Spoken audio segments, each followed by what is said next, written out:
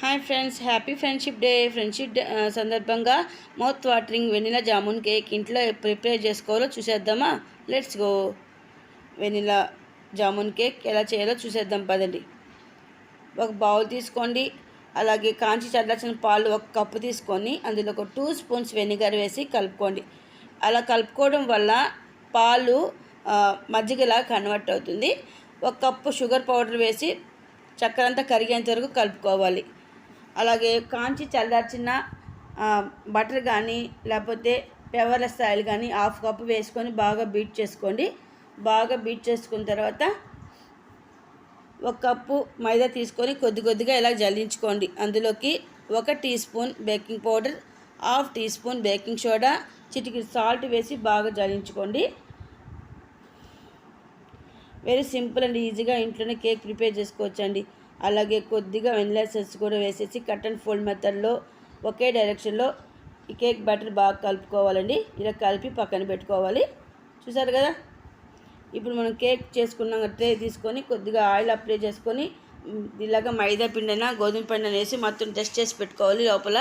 ఇప్పుడు మనం బ్యాటర్ ఒకసారి కలుపుకొని మళ్ళీ గిన్నెలోకి వేసుకొని ఒక 2 టైమ్స్ ట్యాప్ చేసుకొని నేను ముందుగానే 10 మినిట్స్ ముందుగానే మీడియం మంట మీద ప్రీహీట్ చేసి పెట్టుకున్న గిన్నె అందులో బేక్ చేసుకొని మధ్యలో ఓపెన్ చేయకుండా 45 మినిట్స్ అన్నా 30 మినిట్స్ అయినా బేక్ చేసుకోండి. చూడండి, గుచ్చితే ఏమి అంటుకోలేదు. కేక్ చక్కగా బేక్ అయిపోయింది. తీసి పూర్తిగా చల్లార్చుకోవాలి. పైన ఒక టవల్ అయినా కర్చీఫ్ అని పెట్టుకోండి. పైన డ్రై అవ్వకుండా సాఫ్ట్గా ఉంటుంది కేకు. చుట్టూ స్క్రాప్ చేసుకొని డిమోల్డ్ చేసుకుంటే ఈజీగా వచ్చేస్తుంది. చూసారు కదా ఎంత ఈజీగా వచ్చేసిందో. ఆల్రెడీ మన ఛానల్లో బటర్ పేపర్ వేసి కూడా పెట్టానండి, అది కూడా చూడండి ఒకసారి ఎలా చేశానో. ఇది చక్కగా ఇప్పుడు 2 లేయర్స్గా మనం ఈ కేక్ని కట్ చేసుకుందాం. ఇలాంటి చాకు ఉంటుంది మామూలుగా బేకరీలో డివైడ్ చేసేదానికి. అలా కాకుండా మనం బట్టలు కుడతాం కదా, ఆ థ్రెడ్తో ఈవెన్గా మనం చాలా ఈజీగా కట్ చేసుకోవచ్చు. కరెక్ట్గా సమంగా చూసుకొని థ్రెడ్ ఇలా పెట్టుకొని మనం కేక్ని ఈజీగా కట్ చేసుకోవచ్చు. చూసారు కదా? థ్రెడ్ అలా పెట్టుకుని ఇలా లాగినామంటే ఈజీగా వచ్చేస్తుంది. సింపుల్గా రెడీ అయిపోతుందండి. కేక్ డివైడ్ అయిపోతుంది. నేను మార్నింగే గులాబ్ జామ్ చేసుకున్నాను. అలాగే విప్ క్రీమ్ విప్ చేసి పక్కన పెట్టుకుని ఫ్రిడ్జ్లో పెట్టుకున్నాను. ఇప్పుడు దాన్ని మనం డెకరేషన్ చేసుకుందాం. చూసారు కదా ఈజీగా డివైడ్ అయిపోయింది 2 పీసెస్గా. ఇప్పుడు నేను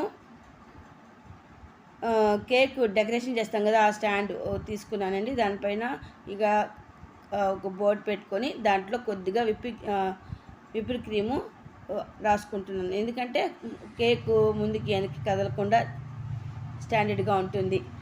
ఇప్పుడు కేక్ పీస్ పెట్టుకొని మార్నింగ్ చేశాను షుగర్ సిరప్ ఉంది కదా, గులాబ్ జామ్ షుగర్ సిరప్, అది వేసి మొత్తం కేక్ని వెట్ చేసుకోవాలి.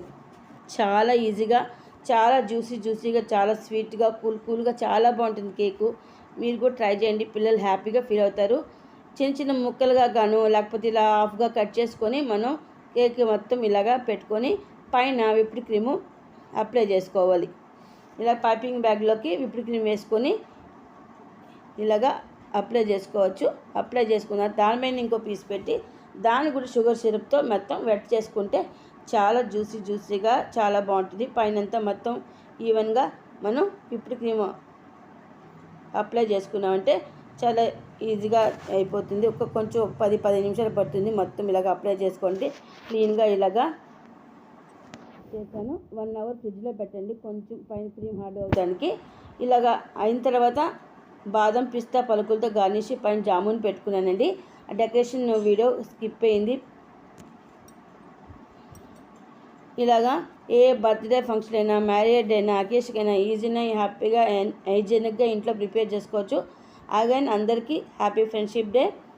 ఈరోజు మంచి రెసిపీతో మళ్ళీ వచ్చేసాను. Thanks for watching.